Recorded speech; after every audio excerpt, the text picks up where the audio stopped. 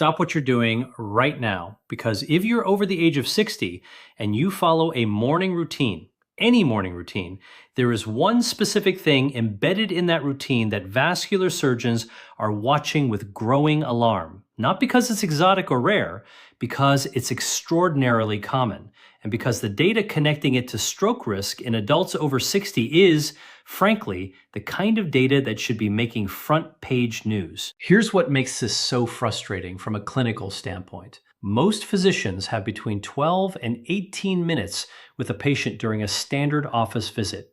That time gets consumed by medication reviews, blood pressure readings, referral paperwork, the nuanced conversation about what you do in the first 45 minutes after waking up, the window that vascular research now identifies as the highest risk period of the entire 24-hour day for stroke, almost never happens.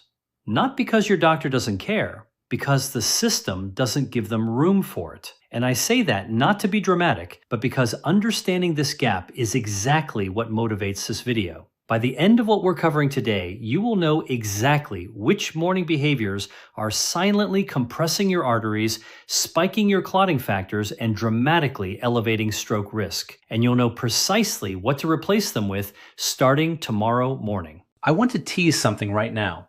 The number 2 item on today's list is something I'd wager nearly every person watching does within the first 10 minutes of waking up. It feels harmless. It feels normal. Most people consider it part of a healthy start to the day. But the vascular data says something completely different. And once you understand the mechanism, you will never think about that habit the same way again. And number 1, the behavior at the top of this list is something that a staggering 73% of adults over 60 engage in every single morning, without realizing it carries any cardiovascular risk whatsoever. Fixing that one behavior alone, according to research from the American Heart Association, is associated with a measurable reduction in stroke incidence within just 12 weeks. Do not skip ahead. The context and the science behind each item build on each other, and the order matters. Now, we are counting down from 5 to 1, ranked from highly significant to absolutely critical. These are the morning behaviors most strongly linked to elevated stroke risk in adults over 60, and every single one of them can be modified starting immediately. Let's begin. Number 5. Number 5 is something almost everyone dismisses as too simple to be serious, and that dismissal is exactly what makes it so dangerous.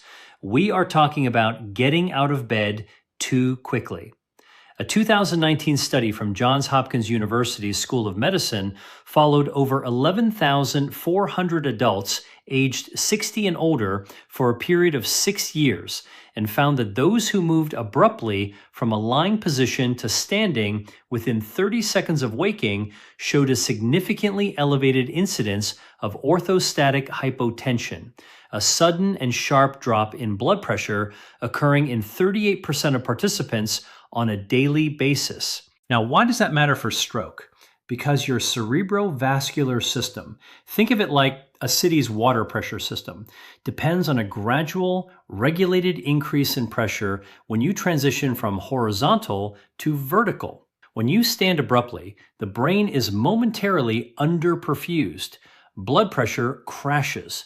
And in adults with any degree of existing arterial stiffness or plaque burden, which describes the majority of people over 60, that crash can trigger a compensatory pressure spike immediately afterward that stresses arterial walls at their most vulnerable. Here's what makes this especially critical for people over 60.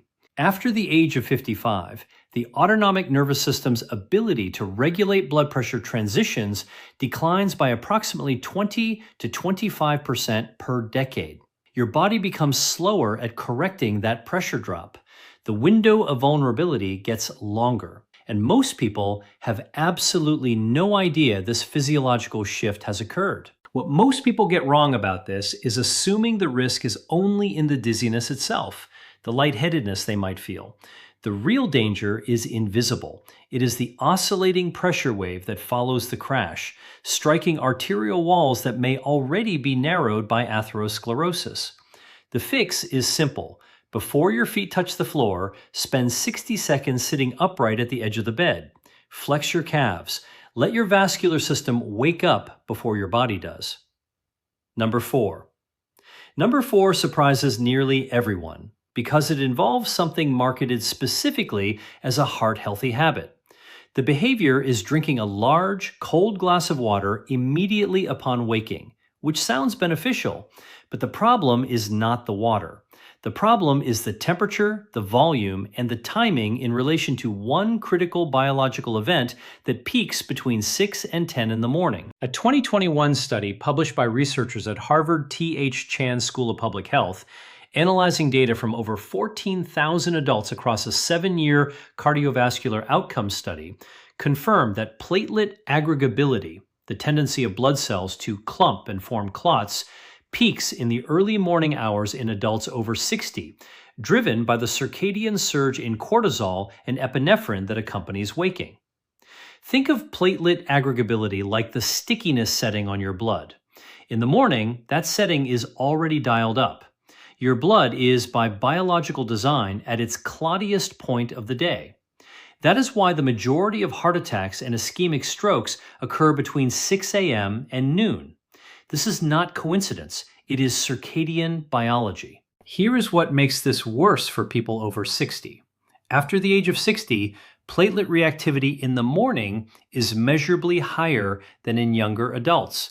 Some studies placed a differential at 30 to 40% greater clotting tendency in the first 2 hours post-waking. And cold water, consumed rapidly and in large volume, can trigger a vagal response that causes transient vasospasm in susceptible arteries. What most people get completely wrong is thinking that hydration timing is irrelevant. It is not irrelevant. It matters enormously in the context of a circulatory system that is already navigating its highest risk biological window. The correction? Drink water at room temperature, slowly, in smaller volumes, 8 to 10 ounces over 5 minutes rather than 16 ounces in one standing. This is a 2-minute change that removes a physiologically unnecessary stressor from the single most vascular vulnerable window of your day. Number 3. Number 3 is something you've almost certainly heard of, but I promise you have not heard it explained in the context of morning stroke risk like this. The behavior is skipping breakfast, or more specifically, the pattern of waking up and remaining in a fasted, high cortisol state for more than 90 minutes while engaging in physical or cognitive activity. A 2020 study from the Karolinska Institute in Sweden followed 22,000 adults over the age of 55 for a period of 12 years and found that individuals who consistently skipped breakfast had a 36% higher risk of hemorrhagic stroke compared to those who consumed a modest, balanced morning meal within 60 to 90 minutes of waking. Now, why does that matter for vascular integrity? Because cortisol, the stress hormone that surges upon waking as part of what researchers call the cortisol awakening response, needs to be modulated. Think of cortisol in the morning like a car engine revving in neutral, useful in controlled amounts, damaging if left to run unchecked. Cortisol elevates blood pressure, increases platelet stickiness, and promotes systemic inflammation. Food, specifically protein and complex carbohydrates, acts as the signal that tells the adrenal system to begin tapering that cortisol surge. When you skip breakfast and extend the fasted, high cortisol window by 2 or 3 hours, you are leaving your arterial system under sustained inflammatory and hypertensive pressure during the exact window when it is already most vulnerable. Here is the age-specific reality. After the age of 60, the cortisol awakening response does not diminish. In many adults, it becomes more pronounced, particularly in those with disrupted sleep, metabolic syndrome, or untreated anxiety. The buffer capacity of the vascular system to absorb that sustained pressure also decreases with arterial aging. What most people get wrong is conflating intermittent fasting protocols designed for metabolic health in younger, active individuals with appropriate morning nutrition strategy for adults over 60 with cardiovascular risk factors. These are not the same population. These are not the same risk profiles. A modest, protein-anchored breakfast, eggs, Greek yogurt, oatmeal with nut butter, consumed within 60 to 90 minutes of waking is not a dietary luxury. In the context of vascular medicine, it is a pressure-regulating intervention. Number two, this is the one I teased at the beginning, and I want you to think carefully about whether this describes your morning. The behavior is immediately checking your phone, specifically engaging with news, social media, email, or any form of information that generates an anxiety or urgency response within the first 15 minutes of waking. A 2022 study from Stanford University's Cardiovascular Institute analyzing ambulatory blood pressure monitoring data from over 9,000 adults aged 58 to 76 found that participants who engaged with smartphones or screens delivering emotionally activating content within 15 minutes of waking demonstrated a mean morning systolic blood pressure reading that was 14 to 17 millimeters of mercury higher than those who delayed screen engagement by 30 minutes or more. To put that in clinical perspective, a 14-point systolic elevation is the pharmacological equivalent of moving from a well-controlled to an uncontrolled hypertension classification. Now, why does that matter for stroke? Because the brain's threat detection system, think of it like a residential alarm system, does not distinguish between a physical threat and a perceived one. A distressing headline, a hostile email, an alarming text message triggers the identical sympathetic nervous system cascade as a physical emergency.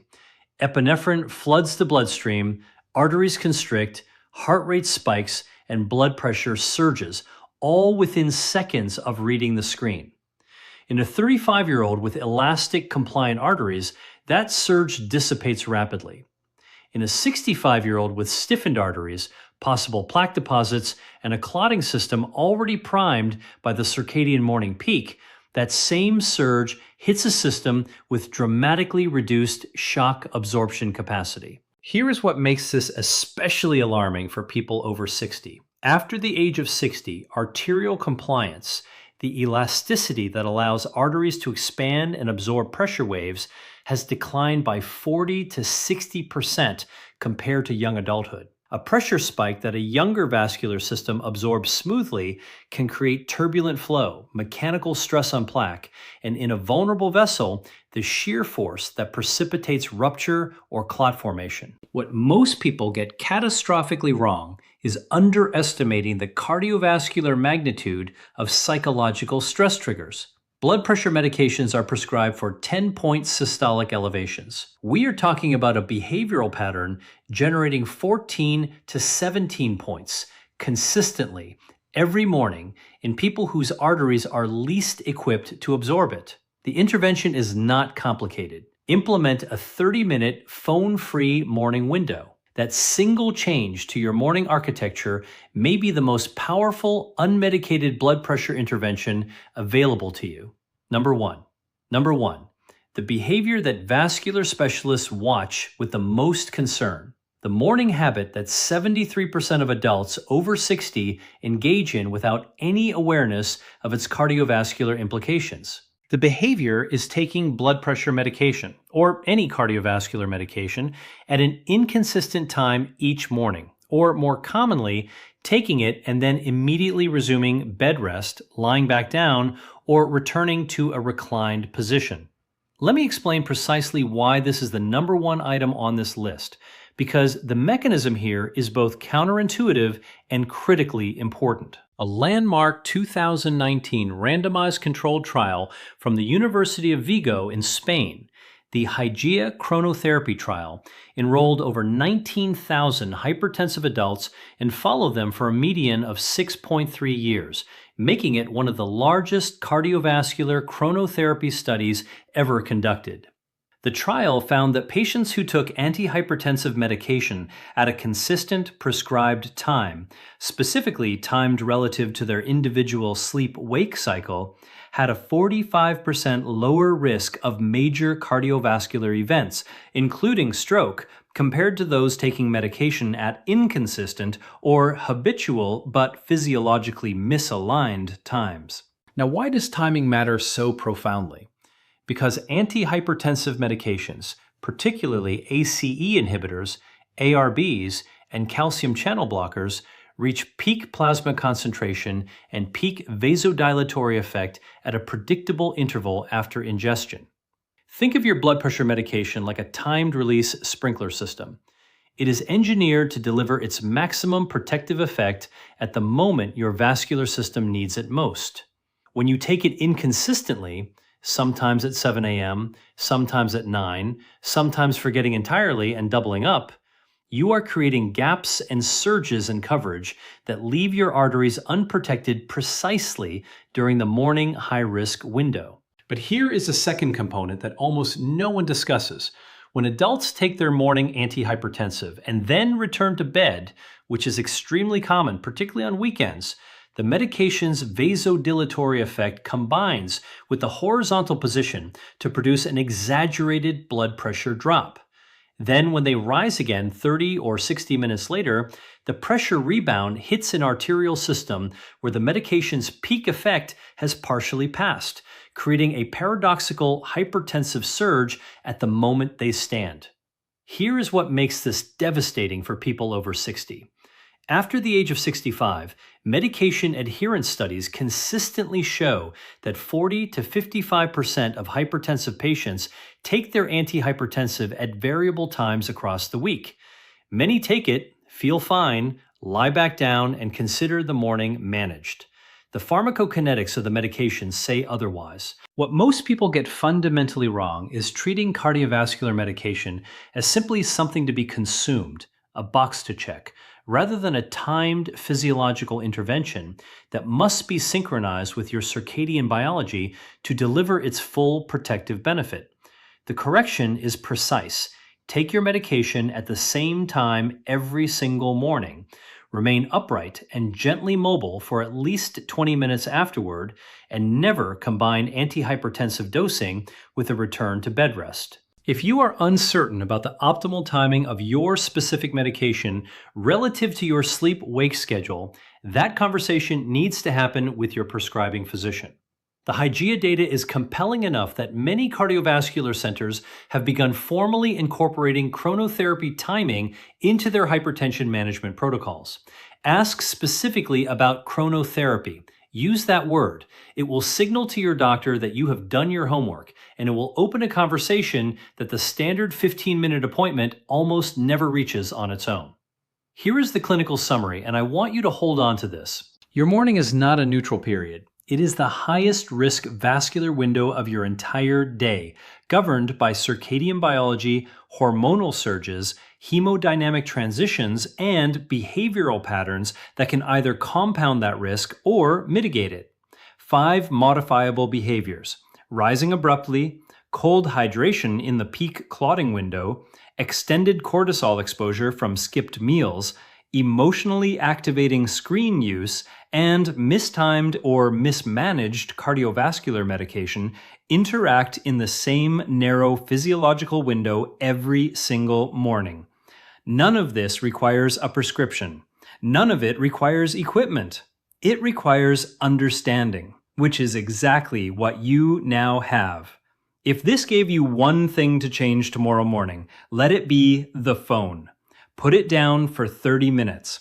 Let your arteries wake up in peace before the world gets its hands on them. Share this video with someone you love who is over 60, because the information in it takes 30 seconds to apply and could genuinely alter the trajectory of their cardiovascular health. And if you want to go deeper on the chronotherapy data and how to have that specific conversation with your own cardiologist, the follow-up video is queued up right now.